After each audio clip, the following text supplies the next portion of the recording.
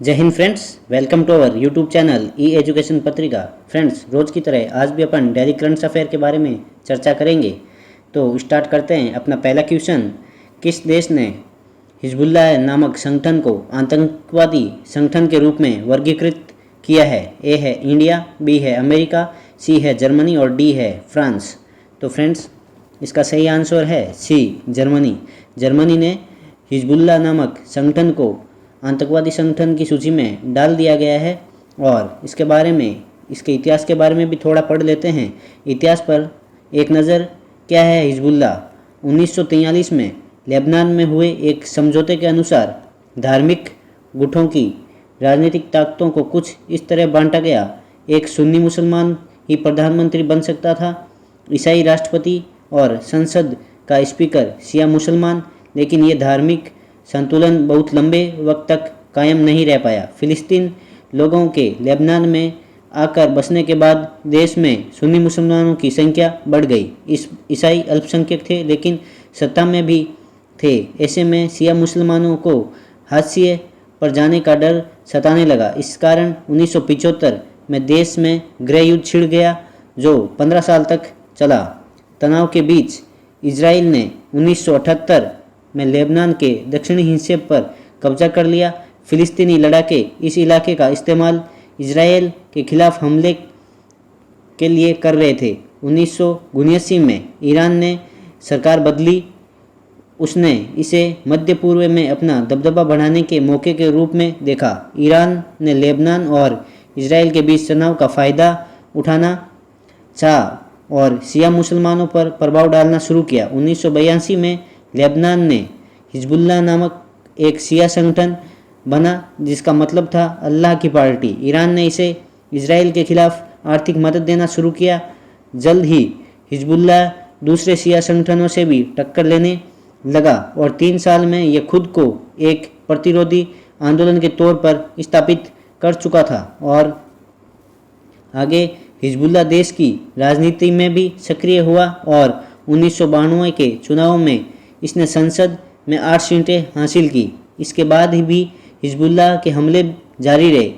90 के दशक ने अंत तक ये अलग अलग हमलों में सैकड़ों लोगों की जान ले चुका था और 1997 में अमेरिका ने इसे आतंकी संगठन घोषित कर दिया। फ्रेंड्स, अपना अगला क्वेश्चन है, विज्ञान और प्रौद्योगिकी विभाग द्वारा कौन सा कार्यक्रम लॉन्च किया गया है? ए है रस, बी है यस, सी है सेफ और डी है क्लीन। तो फ्रेंड्स, इसका सही आंसर है बी, यस नामक कार्यक्रम लॉन्च किया गया है। और NCSTC की full form national council for science and technology है। यस की full form year of awareness on science and health. Friends, अपना अगला क्वेश्चन है, अमेरिका ने अपने बौद्धिक संपदा ढांचे में पर्याप्त सुधार की कमी के लिए कितने देशों को प्राथमिकता निगरानी सूची में रखा है? ए है 20, बी है 10, सी है 15 और डी है 25। तो फ्रेंड्स, इसका सही आंसर है 10, बी ऑप्शन। 10 देशों को अपनी निगरानी सूची में रखा है। और WIPO की फुल फॉर्म है वर्ल्ड इंटेलेक्चुअल प्रॉपर्टी ऑर्गेनाइजेशन, विश्व बौद्धिक संपदा संगठन। और इसके जो CEO हैं वो है फ्रांसिस गुर्रे। उसकी स्थापना 1967 के अंदर हुई। संस्था में कुल 193 देश हैं। इसका मुख्यालय स्विट्ज़रलैंड के अंदर है। और जो 10 देश हैं निगरानी सूची में रखे गए हैं वो है भारत, चीन, अर्जेंटीना, अल्जीरिया, चिली, रूस, इंडोनेशिया, सऊदी अरब, वेनेजुएला और यूक्रेन शामिल है। और सूची से हटाए गए देश कनाडा, कुवैत और थाईलैंड है। फ्रेंड्स, अपना अगला क्वेश्चन है, बजट पारदर्शिता और जवाबदेही में भारत को कौन सा स्थान पर रखा गया है? तो फ्रेंड्स, ए ऑप्शन है 50वां, बी है 51वां, सी है 53वां और डी है 60वां। फ्रेंड्स, आपको हमारा वीडियो अगर अच्छा लगा हो तो शेयर करें, लाइक करें और सब्सक्राइब करें हमारे चैनल को हमारे से जुड़े रहने के लिए।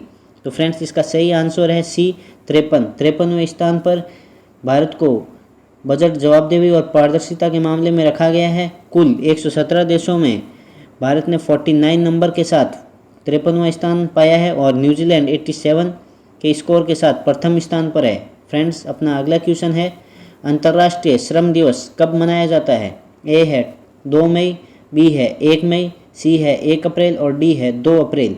तो फ्रेंड्स इसका सही आंसर है 1 मई। हर वर्ष 1 मई को अंतर्राष्ट्रीय मजदूर दिवस मनाया जाता है और दुनिया भर के अंदर श्रम दिवस या मई दिवस के रूप में जाना जाता है।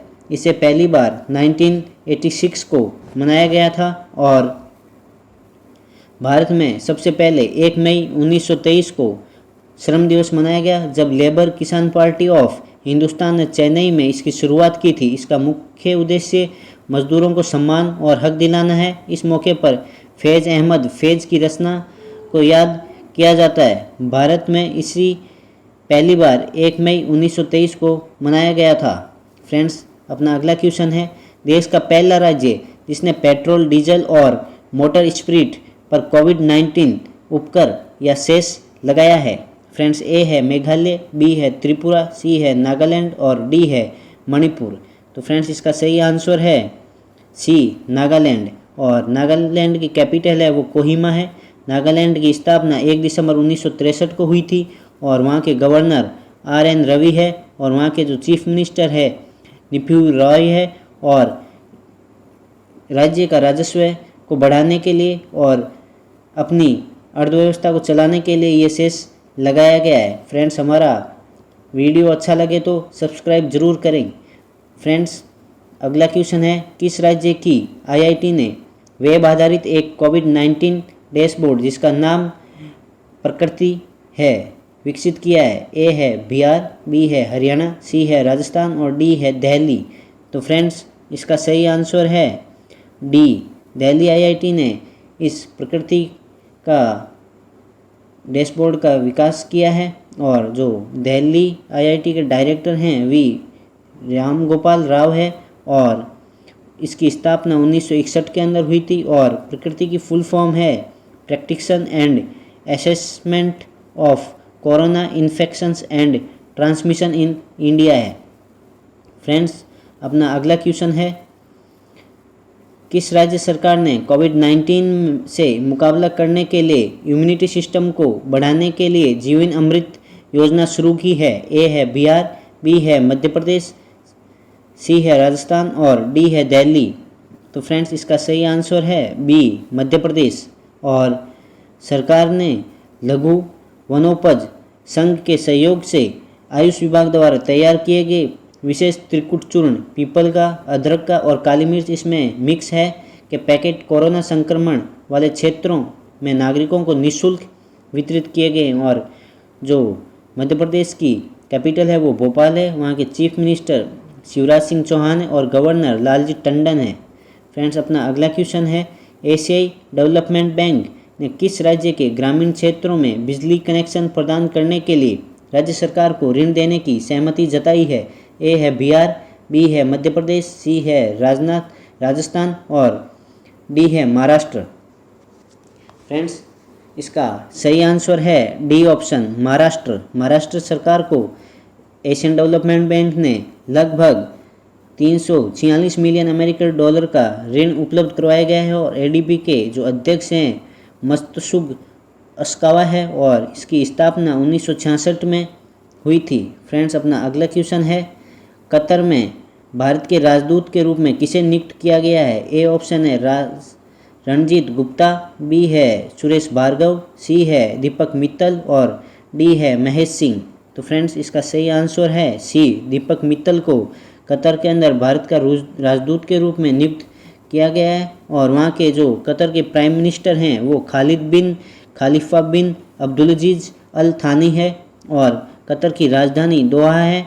वहाँ की करेंसी और कतारी रियाल है। फ्रेंड्स अपना अगला क्वेश्चन है, बहरीन में भारत के राजदूत के रूप में किसे नियुक्त किया गया है? ए है रणजीत गुप्ता, बी है पीयूष श्रीवास्तव, सी है रविंद्र शर्मा और डी है महेश सिंह।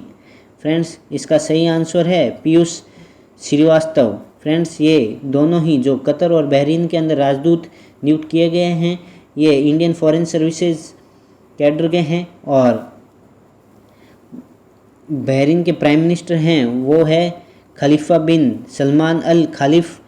वहाँ की कैपिटल है वो मनामा है और वहाँ की करेंसी है बहरीन दिनार है। फ्रेंड्स हमारा वीडियो अच्छा लगा हो तो ज़रूर सब्सक्राइब करें हमारे चैनल को और हमारे से जुड़े रहिए। जय हिंद।